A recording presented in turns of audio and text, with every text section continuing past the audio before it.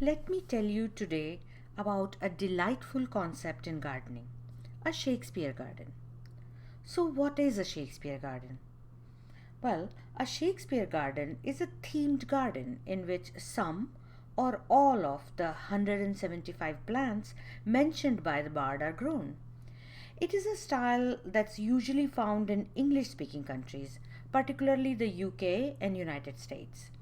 Shakespeare gardens tend to be public gardens associated with parks, universities, and Shakespeare festivals. There is no set requirement for this garden as long as one is growing plants mentioned in Shakespeare's work. Display and landscaping can be done according to the individual gardener's interpretation. As a result, the Shakespeare gardens we come across all seem to have their own flair to it. Of all the flowers, methinks a rose is best. Shakespeare said that.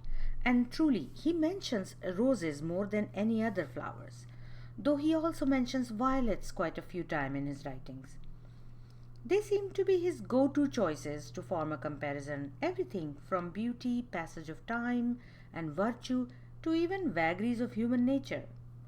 But those are not the only ones, and indeed, it is not just flowers that find mention in his work, but medicinal herbs, trees, bushes, and grasses as well.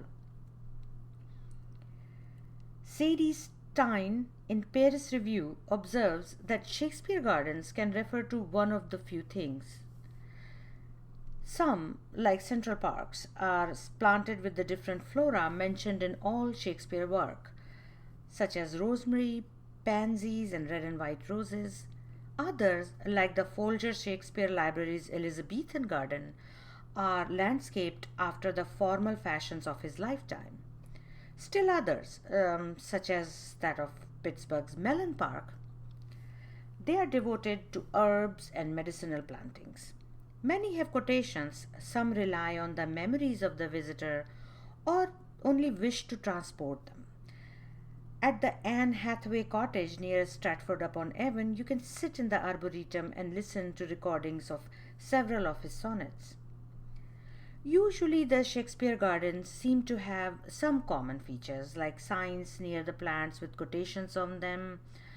Typically, walkways and benches are inserted in these gardens, and as often as not, you will find a weather resistant bust of Shakespeare. Look in the description of this video for a list of Shakespeare gardens and also a couple of good reading materials to make your own Shakespeare garden. I hope this encourages you to explore the idea of a Shakespeare garden and wish you good luck. Keep planting.